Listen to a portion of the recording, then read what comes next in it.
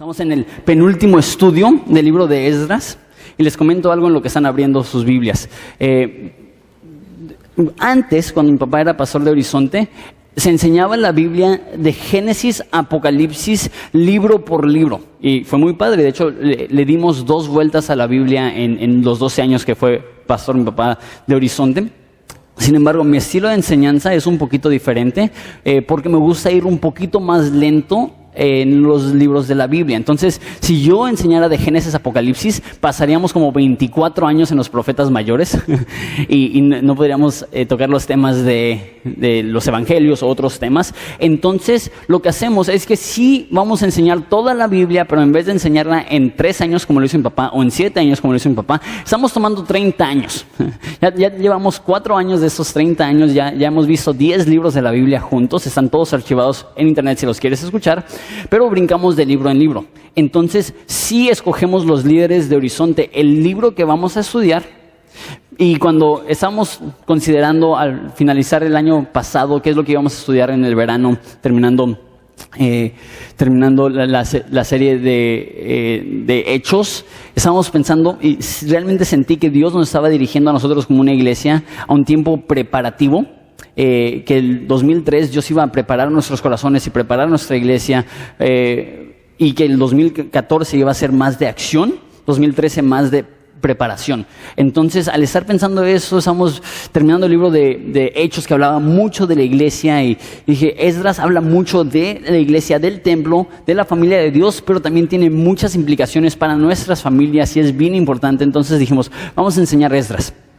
He leído la Biblia 3 veces de principio a fin, probablemente antes de enseñar Esdras, él lo había leído, no sé, unas 5 o 6 veces. Cuando escogimos enseñar el libro de Esdras, no me acordaba que existían el capítulo 9 y 10. Es tan polémico y tan fuerte que cuando empecé a leer el libro de Esdras dije, válgame, ¿y cómo le voy a hacer para enseñar esto?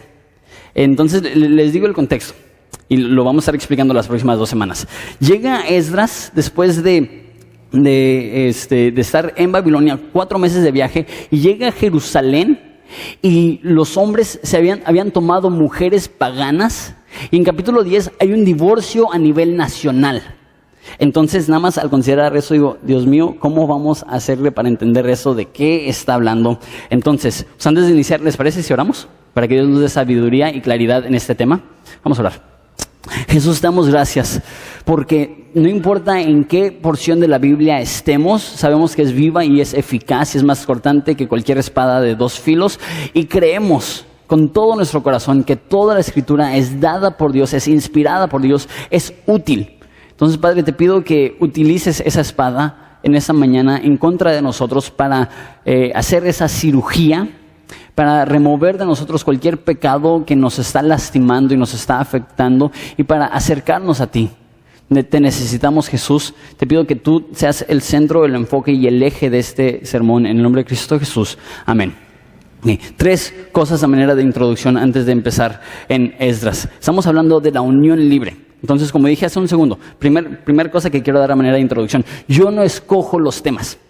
Vamos a hablar acerca de vivir juntos, de fornicación, de divorcio. Y si yo escogiera los temas, no estaría en mi casa diciendo, ¿de qué voy a enseñar? Ya sé. Voy a enseñar acerca de la fornicación, de la unión libre y del divorcio.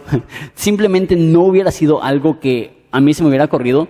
Y francamente no es algo que particularmente disfruto, pararme enfrente de cientos de personas y hablar acerca de fornicación, unión libre, adulterio, matrimonio, divorcio, ese tipo de cosas. Pero creemos que toda la Biblia es útil y enseñamos verso a verso y van a llegar temas que creemos que son importantes, que no los tocaríamos de otra forma, entonces es necesario tocarlo. Ok, punto número 2. Como dije, vamos a estar estudiando la unión libre y creemos de todo corazón que la unión libre es pecado. Entonces, si tú estás viviendo en unión libre, este mensaje posiblemente sea un poquito incómodo para ti, pero digo esto, Dios te ama. Y el hecho que vivas en unión libre no cambia el hecho que Dios te ama locamente, que Dios murió por ti, que Dios quiere verte, que hay ese arrepentimiento. Y ojo, que tu pecado no es peor que otros pecados. Tu pecado es un pecado sexual grave, pero cualquier otro pecado sexual también es grave. Entonces no queremos hacerte sentir como tú eres el pecador y nosotros somos los supersantos. No es así, no se trata de eso. Ahora sí que estamos todos en plano parejo delante de la cruz. Todos somos pecadores y todos necesitamos de su gracia. Y punto número 3. Es mi responsabilidad como pastor delante de Dios de decirte la verdad. No es mi responsabilidad decirte lo que quieres escuchar y no es mi responsabilidad decirte lo que es popular. Es mi responsabilidad decir lo que declaran las santas escrituras, y si no nos gustan, no puedo dar excusas yo por lo que dice Dios. Muchas personas dicen, ay, sí, eso dijo Dios, pero como que estaba de malas y fue hace mucho tiempo y como que ya no tiene mucha validez. No, si Dios lo dijo, no tenemos por qué disculparnos por la postura de Dios. Entonces, aunque te amamos, necesitamos pasar este tiempo hablando de una manera muy clara, una manera muy franca, entendiendo que este tema es altamente ignorado porque hay mucha gente que vive en unión libre y muchos pastores, por temor a que se le vacíe la iglesia, no hablan de esto. Mi temor no es que se vacíe la iglesia, mi temor es que haya gente cómoda aquí que no sea confrontada por la palabra de Dios, y eso es lo que queremos hacer. Queremos enseñar lo que dice la Biblia acerca de estos temas, ¿va?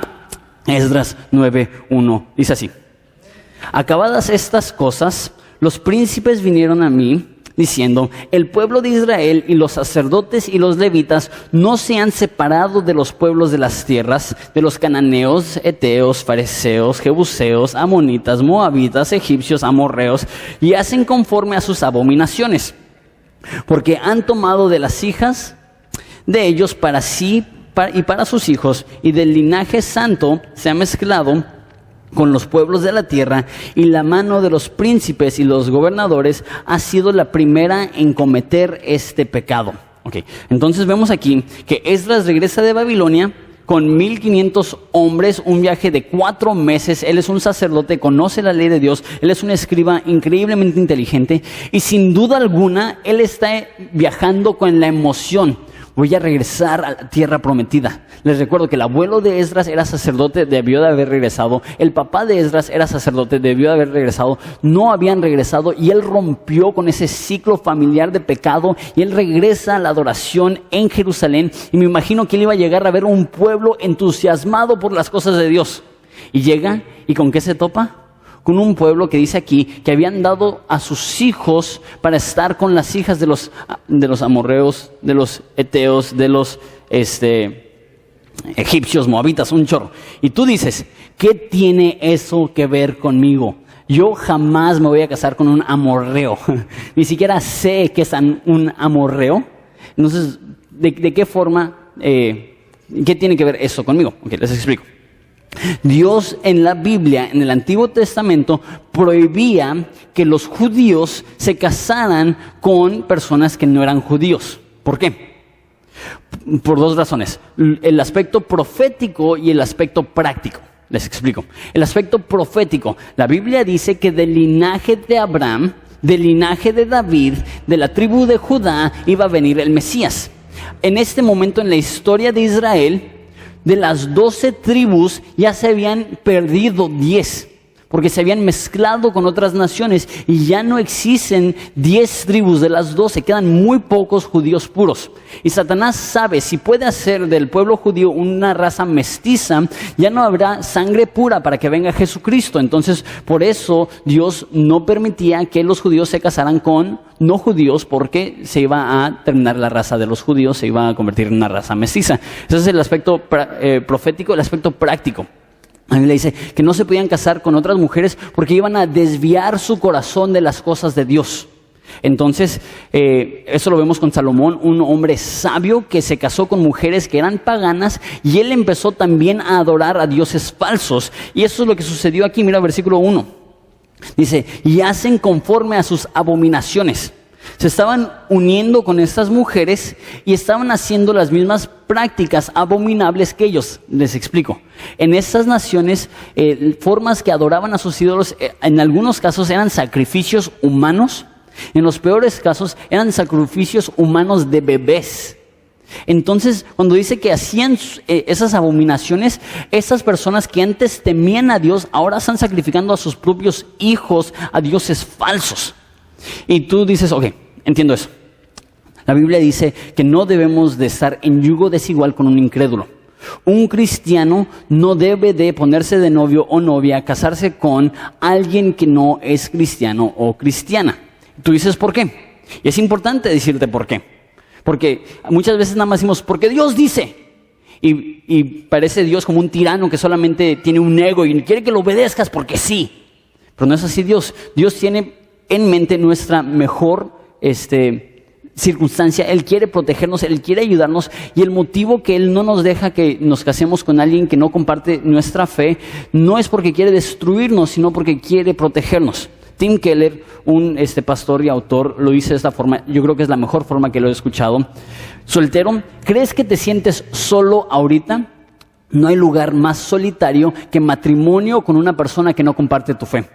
Y hay en ese lugar probablemente docenas, si no es que cientos de personas que pueden decir, sí, tiene razón ese pastor. Me sentía solo de soltero o de soltera. Dije, no, pues los cristianos, ya conocí a varios, son unos patanes. Él no es cristiano, pero me trata muy bien, es buen hijo, es buen amigo, tiene trabajo, y se casan y de repente se dan cuenta, órale, estoy sola, aunque lo tengo a él físicamente, espiritualmente está totalmente ausente. Entonces aquí estamos viendo que no debían de unirse en matrimonio. Sin embargo, mira el versículo 2, no habla del matrimonio. Dice, han tomado de las hijas de ellos para sí y para sus hijos. Han tomado, no dice que se han casado.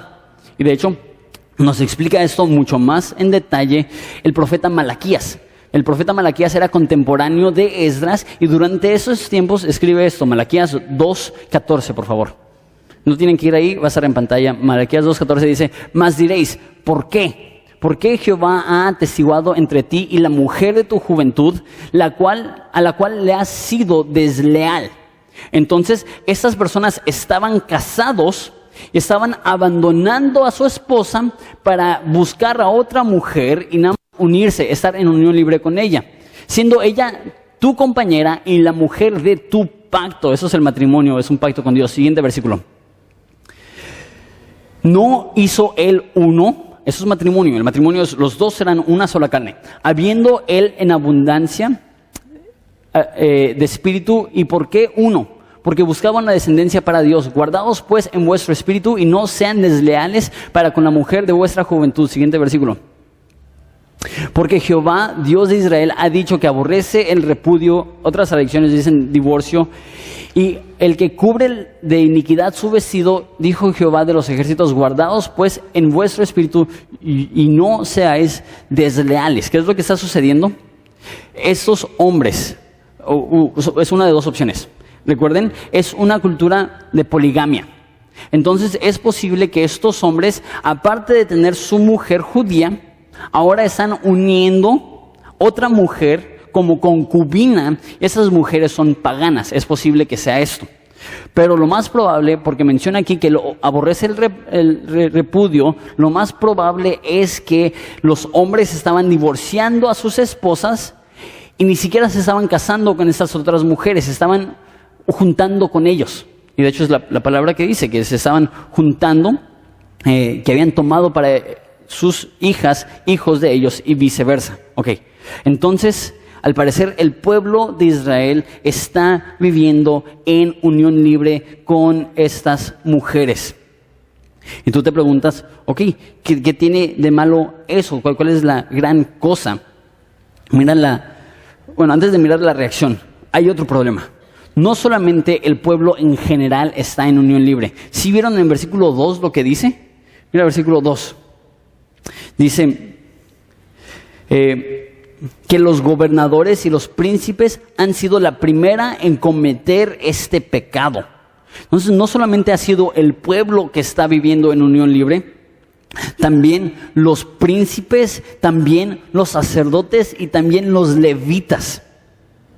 Ellos son los que están cometiendo adulterio. Ellos son los que están abandonando a sus esposas. Ellas y ellos son los que están cometiendo este pecado.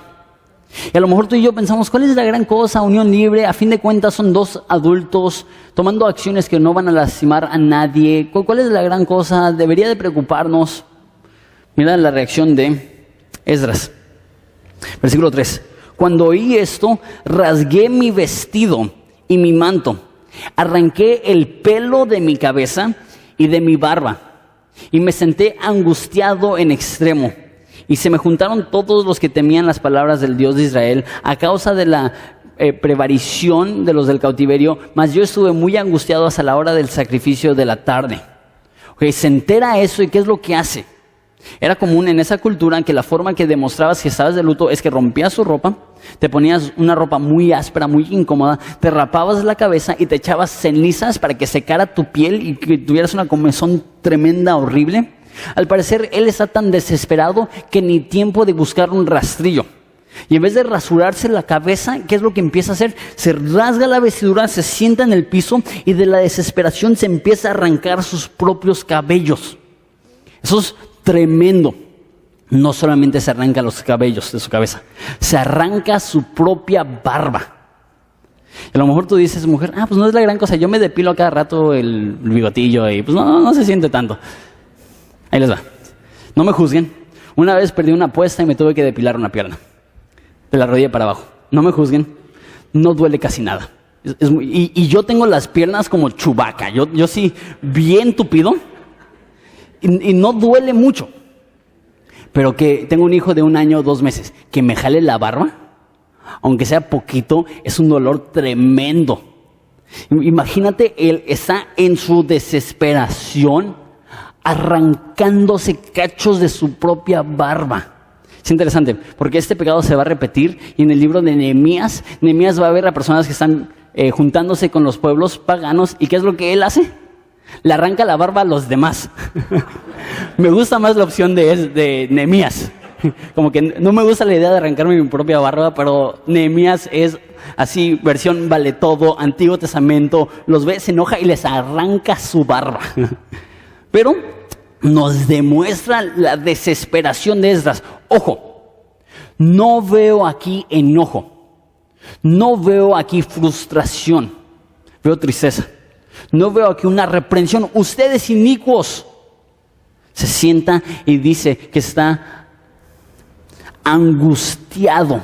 Y lo dice 2 veces, angustiado en extremo. Ni siquiera puede hablar, está en el piso y está diciendo, ¿qué está haciendo mi nación? Imagínate, 4 meses de viaje, es el escriba, es el sacerdote, y llega y el pueblo le ha dado la espalda a Dios.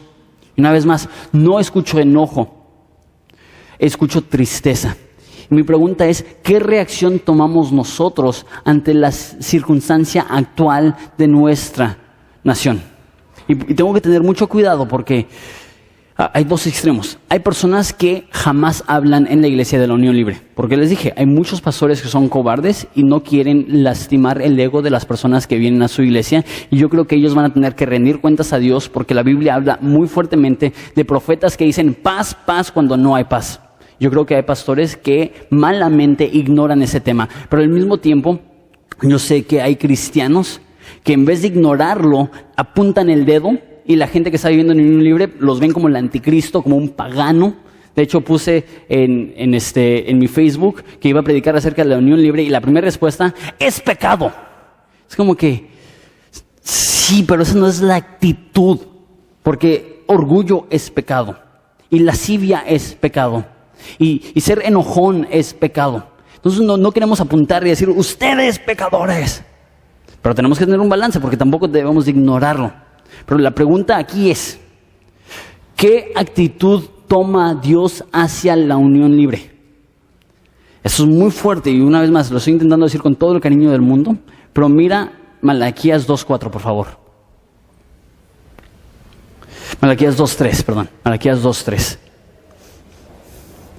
Eso es Dios hablándole a los sacerdotes que estaban viviendo en unión libre, que habían dejado a sus mujeres y se habían juntado con esas mujeres. Dice, he aquí, yo os dañaré la sementera y os echaré al rostro el estiércol de vuestros animales sacrificados y seréis arrojados juntamente con él. Entonces la actitud de Esdras es que se rompe las vestiduras, se arranca el pelo de su cabeza y sus barbas. ¿Cuál es la reacción de Dios? Que les va a embarrar la cara de estiércol a los líderes por ser malos ejemplos, a los líderes por guiar al pueblo en este pecado fuertísimo, durísimo. Tú dices, ¿realmente es la gran cosa, Jonathan? ¿Realmente no es tan importante? Déjate leer unas cuantas estadísticas, déjate leer unas cuantas historias.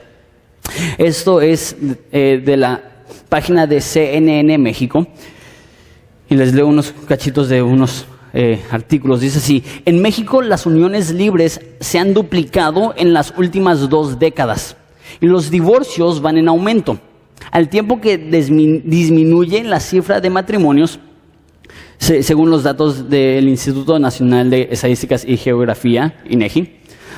Desde el 93 se observa un aumento paulatino en los divorcios, reportó al instituto. Del 2000 al 2011, el monto de matrimonios se redujo, escuchen esto, los matrimonios se redujeron un 20%, y en 10 años los divorcios aumentaron un 75%. En 10 años aumentaron los divorcios 75%, los matrimonios se redujeron un 20%. El INEGI también dio cifras respecto a la violencia en las relaciones. Según la encuesta nacional sobre la dinámica de las relaciones en los hogares, realizado aleatoriamente a nivel nacional en el 2011, 37 de las mujeres solteras de 15 años y más declaró haber tenido algún incidente de violencia por parte de su última pareja.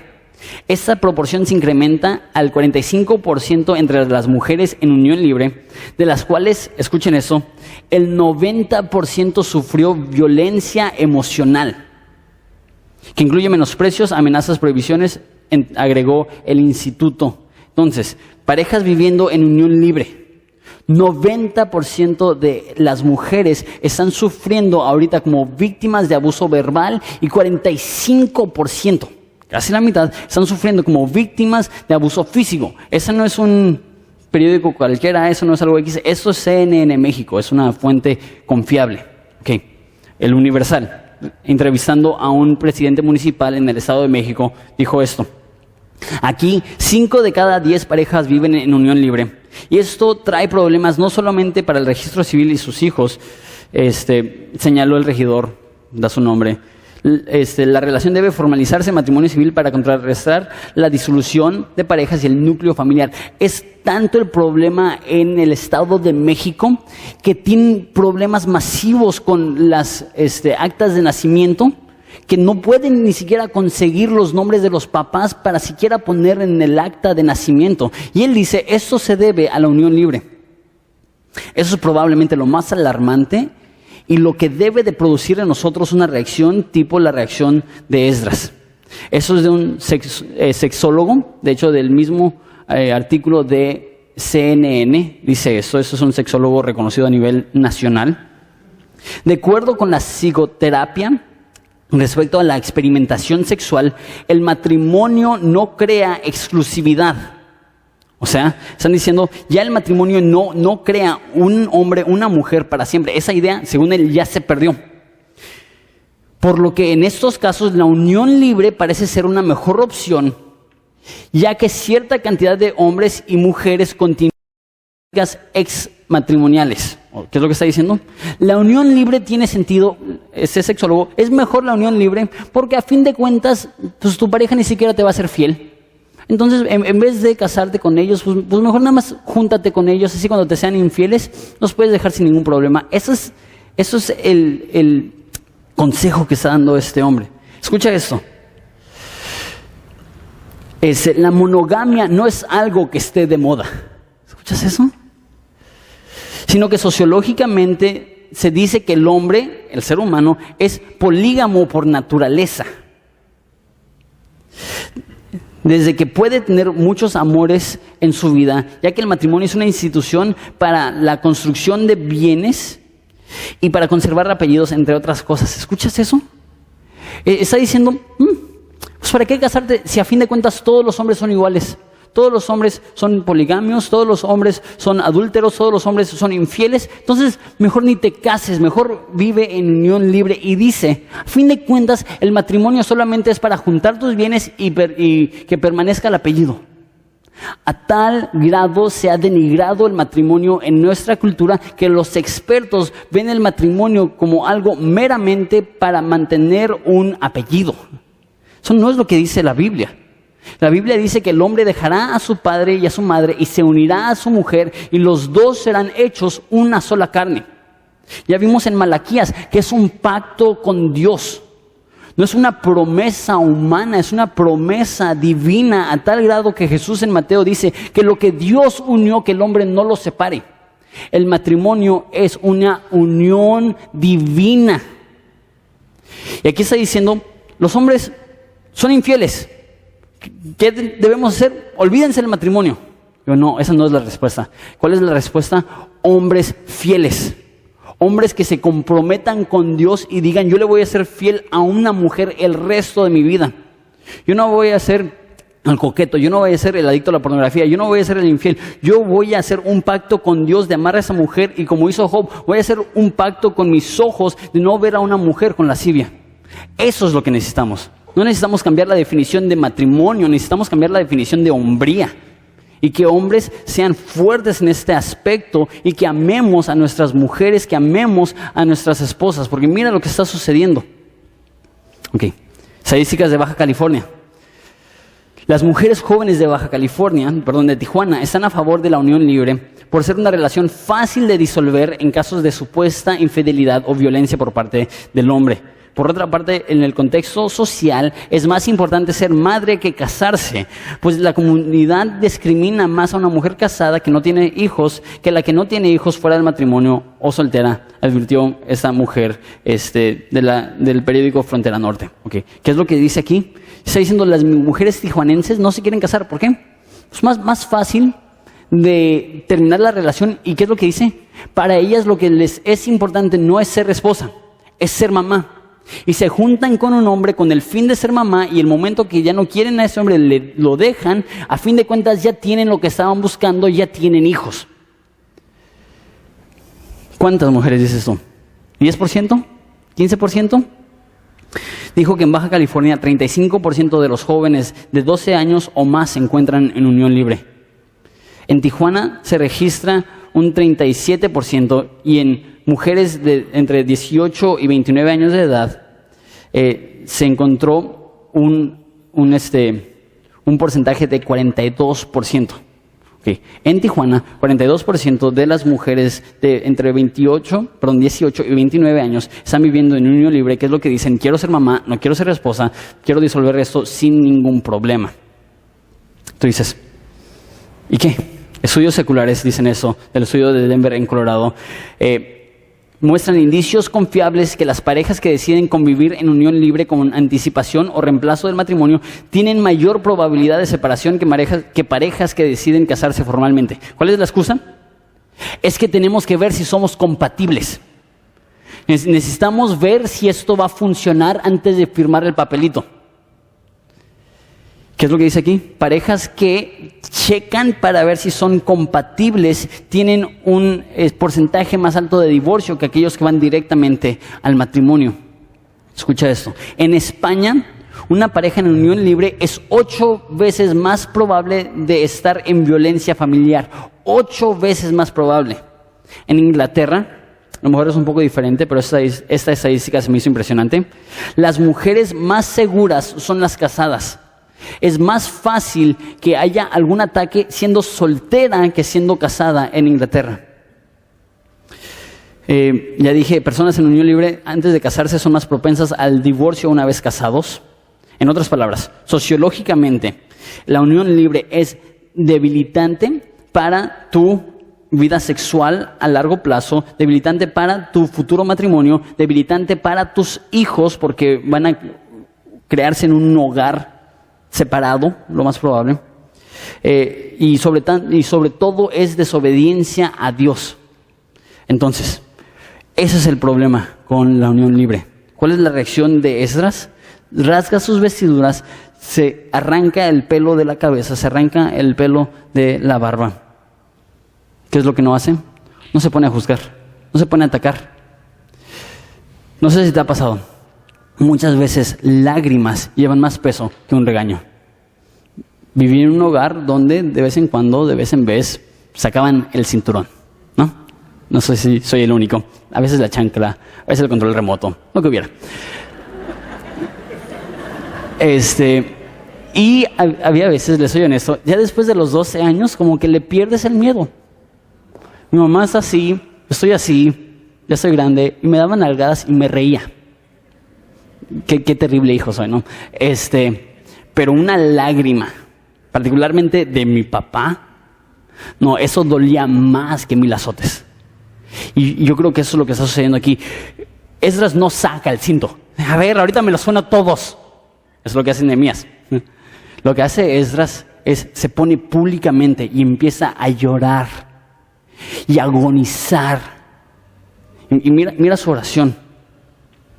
Dice, y a la hora del sacrificio de la tarde me levanté de mi aflicción, habiendo rasgado mi vestido y mi manto, y me postré de rodillas y extendí mis manos al cielo, hasta el cielo. Desde los días de nuestros padres hasta ese día hemos vivido en gran pecado, y por nuestras iniquidades nosotros, nuestros reyes y nuestros sacerdotes, hemos sido entregados en manos de reyes de la tierra, a espada, a cautiverio, a robo y a vergüenza, que cubre nuestro rostro como el día de hoy.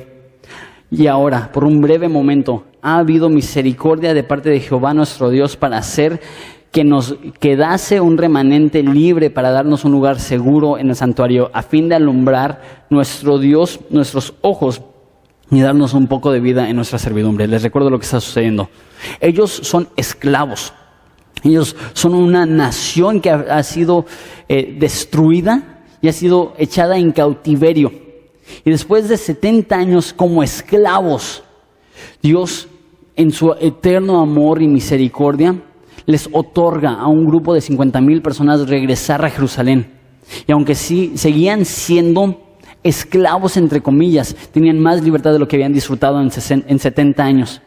Y en vez de usar esa libertad para adorar a Jesucristo, usan su libertad para ofender a Dios. Y Él reconoce, este es el motivo que nosotros fuimos llevados en cautiverio para empezar. Dios los entregó en manos de los babilonios. ¿Por qué? Porque estaban siendo infieles a Dios. Porque siervos somos, versículo 9, mas en nuestra servidumbre no nos hemos desamparado, no nos ha desamparado más bien Dios, sino que inclinó sobre nosotros su misericordia delante de los reyes de Persia, para que se nos diese vida para levantar la casa de nuestro Dios y restaurar sus ruinas y darnos protección en Judá y en Jerusalén. Pero ahora, ¿qué diremos, oh Dios nuestro, después de esto? Porque nosotros hemos dejado tus mandamientos, que prescribiste por medio de tus siervos los profetas, diciendo, la tierra en la cual entráis para poseer, la tierra inmunda es a causa de la inmundicia de los pueblos de aquellas regiones, por las abominaciones que han llenado de uno a otro extremo con su inmundicia. Ahora pues no daréis vuestras hijas a los hijos de ellos, ni vuestras hijas tomaréis para vuestros hijos, ni procuraréis jamás su paz ni su prosperidad, para que seáis fuertes y comas del bien de la tierra, y dejen por heredad a sus hijos para siempre. Mas después de todo lo que nos ha sobrevenido a causa de nuestras malas obras, a causa de nuestro gran pecado, ya que tú, Dios nuestro, no nos has castigado conforme a nuestras iniquidades, y nos diste un remanente como este. Y está diciendo, él no puede creer que Dios, habiéndolos tratado tan bien, que ellos continúen en pecado. Hemos de volver a infringir tus mandamientos y emparentar con pueblos que cometen esas abominaciones. ¿No te indignarás contra nosotros hasta consumirnos sin que quedara remanente ni quien escape? Oh Jehová, Dios de Israel, tú eres justo, puesto que hemos quedado un remanente que ha escapado, como en este día. Henos aquí delante de ti en nuestros delitos, porque no es posible estar en tu presencia a causa de esto. Nota la forma que habla Esdras. No dice, ay, esos pecadores, consúmelos, Dios, que les caiga un rayo encima. No dice eso. Dice, nosotros hemos pecado, nosotros somos culpables. ¿Es culpable Esdras? No. ¿Ha hecho algo malo Esdras? No. Él se incluye porque es su pueblo, es su nación. En México todos debemos hacer esto. En vez de como cristianos salir con espada y decir, inicuo, debemos de sentarnos a llorar reconociendo que el matrimonio en nuestra nación ha sido denigrado y se continúa denigrando, y si no se detiene, tarde o temprano, las cifras no mentirán. Y habrán más divorcios que matrimonios, habrán más uniones libres que matrimonios, y habrán más familias desintegradas. Ahí les va. El 51% de los niños nacen en una familia fuera de matrimonio. Más de la mitad de los niños no tienen sus papás casados. Y con razón hay tantos problemas. Veo problemas como el narcotráfico. Y no creo que sea problema de las escuelas, no creo que sea problema de las malas influencias, aunque claro, influyen. Yo creo que es que tenemos la mitad de nuestra nación que tiene sus hijos que no tienen un padre fijo, no tienen quien les demuestre cuál es la hombría y la masculinidad verdadera. Y ellos salen a comprarse un cuerno de chivo porque esa es la única forma que ellos saben expresar su masculinidad. Y nadie les enseñó que ser hombre significa trabajar fuerte, proveer las necesidades de tu familia y amar a una mujer toda tu vida. Nadie les ha dicho. A lo mejor tú estás aquí, tú eres cristiano y no te has casado. Estás viviendo en unión libre. Ya te digo eso. El arrepentimiento es algo precioso. Y tus hijos te respetarán si en vez de esconderles la realidad, confiesas a ellos, particularmente si tienen la edad, para decirle: tu mamá y yo no estamos casados y perdónanos porque hemos sido un mal ejemplo, pero ¿qué es lo que vamos a hacer? Vamos a ser un buen ejemplo y vamos a casarnos y vamos a hacer las cosas bien delante de Dios. Queremos ayudarte, no queremos juzgarte. Estamos ahorita en trámites con el Estado para conseguir con el registro público actas de matrimonio gratis para nuestra iglesia. Entonces, si tú no te has casado, lo más probable es que podamos casarte por el civil absolutamente gratis. Y lo que vamos a hacer es que todas las parejas que se casen por el civil de aquí a febrero, vamos a tener una boda masiva, una celebración religiosa aquí en la iglesia. La iglesia va a pagar todo, comida, decoraciones, todo. Lo único que tienes que hacer es conseguirte un vestido blanco y un traje, y te puedes venir a casar. ¿Por qué? Porque creemos que esto es importante y creemos que podemos ayudarte, y creemos que en muchos de los casos la excusa es: no tengo dinero. Pues si esa es su excusa, ya no hay excusa, porque lo más probable es que podamos conseguir con el registro público que sean bodas gratis, y la ceremonia religiosa va a ser una super pachanga.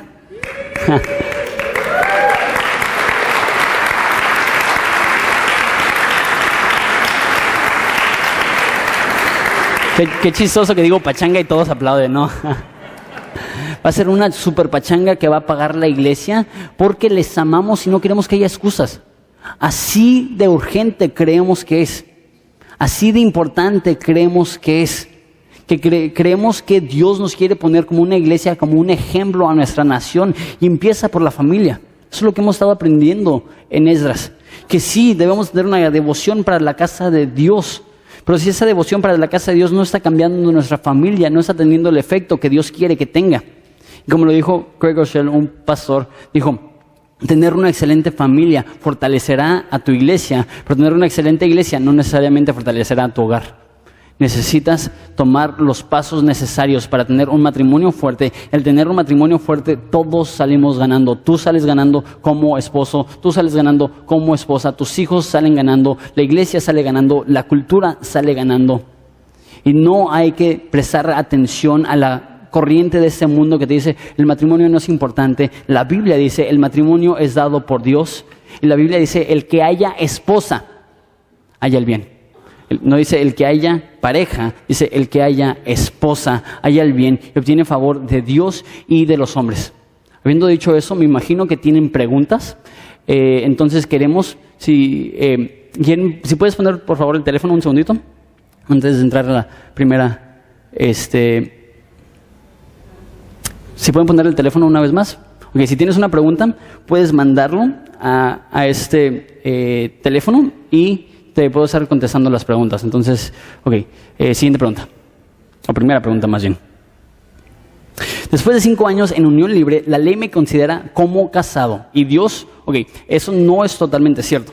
Después de 5 años en unión libre, tu pareja tiene ciertos derechos a tus pertenencias, mas sin embargo no te considera como un matrimonio. No necesita haber un divorcio formal. Entonces, ni la ley ni Dios te considera matrimonio después de 5 años. Sí hay ciertos bienes y sí hay ciertos beneficios legales de estar en unión libre después de 5 años, pero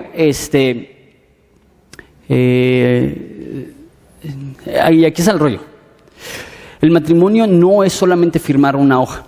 Al firmar una hoja estás haciendo un pacto delante de Dios y hay algo en ese acto que es divino. Más que la ceremonia religiosa es importante, pero más que la ceremonia religiosa, escribir en un papel tu nombre, poner tu huella digital y decir hasta que la muerte nos separe.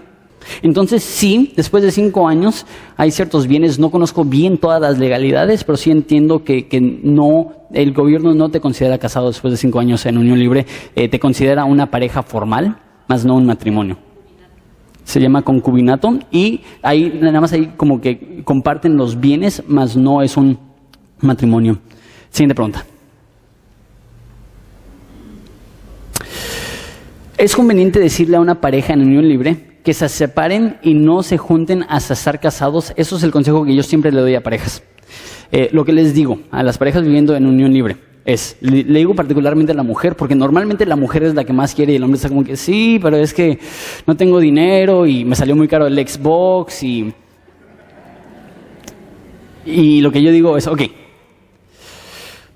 depende de la situación. Definitivamente no pueden tener sexo hasta que se casen. Y ahí el hombre es, mañana. Yo creo que en 3 horas nos vemos en el registro civil. Es como que les digo, ¿sabes qué? Si no es algo que le ven un fin en unas cuantas semanas, porque sí toma un tiempo hacer una cita con el juez, si no es algo que puedes ver en unas cuantas semanas y de plano después de vivir juntos tantos años no puedes ejercer dominio propio, que tu esposa se vaya a vivir con sus papás o con tus papás.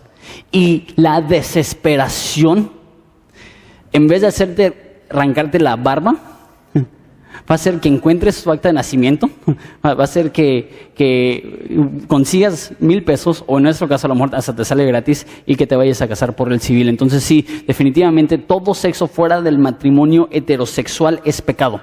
Eso incluye sexo antes del matrimonio, eso incluye sexo dentro del matrimonio con alguien que no es tu esposa. Todo tipo de sexo fuera de un matrimonio heterosexual es pecado, eso incluye unión libre.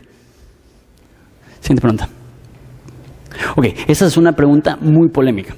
Si me divorcié antes de ser cristiano, ¿me puedo casar? Hay 2 posturas en cuanto a esto, y esto viene de Mateo, capítulo 5, posiblemente 6, que le dice que el que se casa con una repudiada comete adulterio y causa que ella cometa adulterio.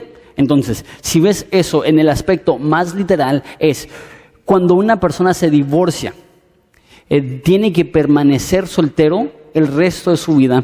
Eso parece ser también lo que indica Primera de Corintios capítulo 7. Sin embargo, hay debates que si una persona se divorció antes de ser cristiano y después se convierte al cristianismo, y al parecer hay una frase más que libera a las personas que se divorcian para poder casarse otra vez. Obviamente si se muere la pareja, puede haber matrimonio otra vez, y la frase que posiblemente insinúa que puede haber un matrimonio de un divorciado es en 1 Corintios 7, dice que si se va el esposo incrédulo, déjalo ir y no le pongo semejante carga a esa persona. Entonces, al parecer, si a ti te dejaron y tú no fuiste la que fuiste a firmar los papeles de divorcio, sino que te divorciaron a ti y ya no tuviste opción, posiblemente hay la opción para volverte a casar. Mi postura esa es mi postura oficial. Si tú eres la persona que estás buscando el divorcio, para empezar, hay cristianos que creen que ni siquiera un cristiano se puede divorciar, basado en Malaquías 2:16, que vimos que Dios odia el divorcio. Yo creo que sí hay pocas excepciones, pero yo creo que si una persona se divorcia y ellos lo están buscando, deben de permanecerse solteras el resto de su vida. Eso es polémico. A lo mejor ustedes van a decir, ay, qué cuadrados, pero siento que eso es lo que dice la Biblia. Entonces, he casado a personas que han sido divorciadas y se vuelven a casar, sí, pero siempre que lo hago les digo, eso es lo que dice la Biblia, necesitan tener convicciones firmes. Mi convicción es que están en pecado. Y les caso, no porque me vale, pero les caso porque sí siento que hay espacio para que sea cuestión de conciencia. Y sí creo que 1 Corintios 7 da cierta posibilidad a que una persona que la dejan puede volverse a casar. Sumamente polémico. Tengo un video en internet hablando de esto y los comentarios me quieren asesinar de ambos lados. Que no, que estás súper mal por eso, o que no estás súper mal por eso. Entiendo que es súper polémico, pero también creo que la Biblia presenta cierta cantidad de flexibilidad. Mi postura es, si alguien te deja, particularmente un no cristiano, te deja, yo creo que te puedes volver a casar, pero con mucho cuidado. Pero si tú eres la persona que dices, ya soy harto, y dejas a tu pareja, yo creo que tienes que permanecer soltero el resto de tu vida. Esa es mi postura. Siguiente pregunta. Eso es básicamente la misma pregunta. La diferencia aquí es, sí, vamos a Mateo 6, ¿por qué no? No me acuerdo si es Mateo 5 o Mateo 6. Es así.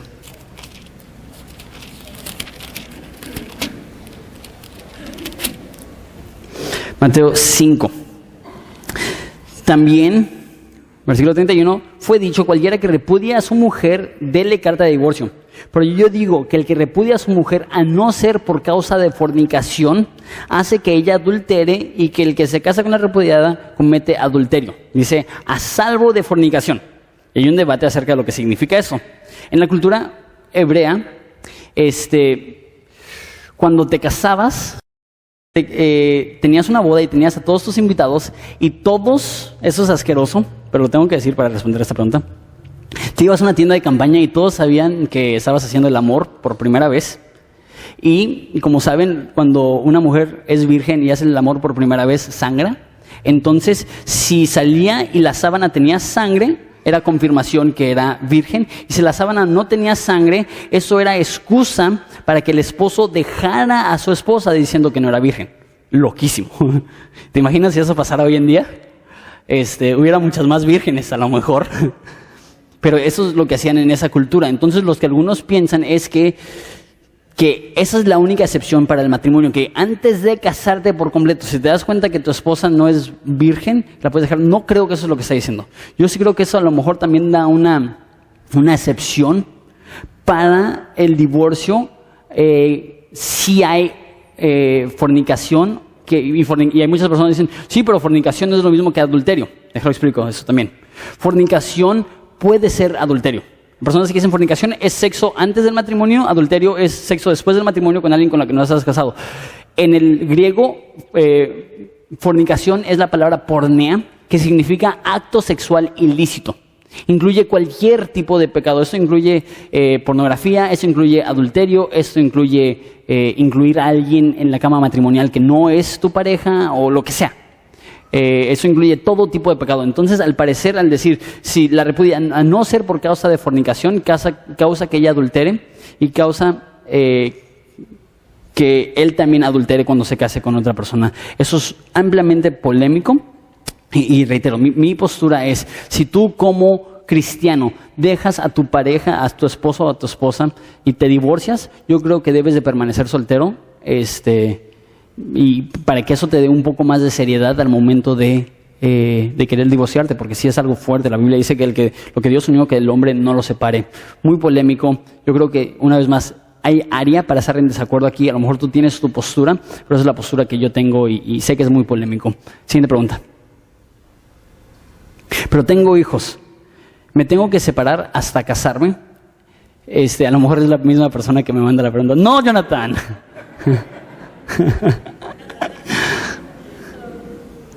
Yo creo que si tienes hijos, con más razón. ¿Por qué? Porque tus hijos están viendo todos. Y si ellos se dan cuenta, órale, mami y papi no están casados. Órale, en la iglesia me dijeron que personas que no están casadas no pueden dormir juntas. Vamos a empezar con eso, porque espero que en la escuelita americana me estén diciendo, ¿sabes qué? No puedes tener sexo, a menos de que ya sean un poquito mayores. Si tienes hijos ¿Me tengo que separar hasta casarme? Y es la forma que está hecha esa pregunta que me trae preocupación a mí como pastor, que no es que tienes que hacer algo, es que Dios te ama y por amor a ti y amor a tu pareja y amor a tus hijos, Él quiere que te separes con el fin de que haya un poquito de recuperación de aquello que ya has pasado quién sabe cuántos años afectando. Si tu pareja es cristiana y tú eres cristiano como hombre y estás viviendo en unión libre, hay un enorme nivel de desconfianza que va a tener tu pareja hacia ti, porque ella sabe que cada vez que hacen el amor, tú sabes en tu mente, estoy pecando y me vale. Y esto va a producir en tu esposa una inseguridad tremenda que va a hacer que dude de tu madurez espiritual con buena razón. Entonces, yo creo que eso es lo menos que puedes hacer para recuperar un poquito de esa dignidad. Lo diría de esa forma. Una vez más, lo intento decir con todo el amor del mundo, pero sí me preocupa que personas digan, tengo que, como si fuera a tomar medicina. No, eso es lo mejor que puedes hacer para ti. ¿Alguna otra pregunta? Y si mi esposo me fue infiel, ¿me puedo divorciar y volverme a casar? Una vez más, reitero, es una cuestión difícil. Existe la posibilidad de que sí. Mateo 5 sí presenta a no ser por fornicación. Entonces, al parecer hay cierta flexibilidad en eso, pero una vez más, si tú como cristiano eres la persona que estás buscando el divorcio, yo creo que tienes que permanecer soltero el resto de tu vida. Esa es mi postura y lo siento si te ofende.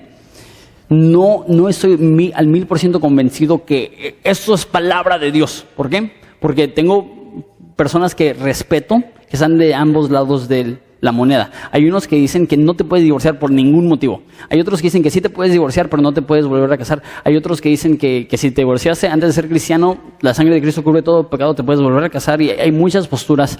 Sin embargo, yo después de mucha consideración y después de mucho estudio y después de mucha crítica por mi postura, mantengo esa misma postura. Que si tú eres la persona que estás buscando el divorcio, piénsalo bien, porque yo creo que la Biblia te pide que permanezcas soltero después de...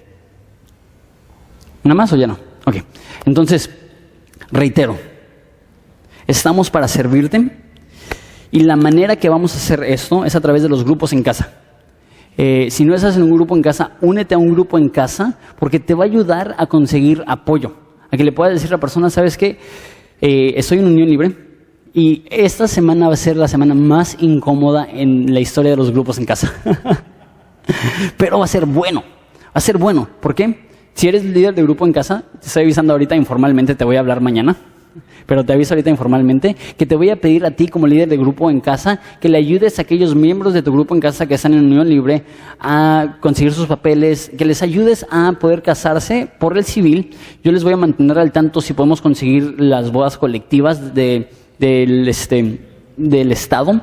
Si no, independientemente, podemos ayudarte a casarte por el civil y luego aquí el 14 de febrero vamos a tener bodas colectivas en las cuales vamos a celebrar la ceremonia religiosa, pero obviamente solamente vamos a casar religiosamente a aquellos que ya se casaron por el civil. Entonces, ¿les parece si nos ponemos de pie y oramos?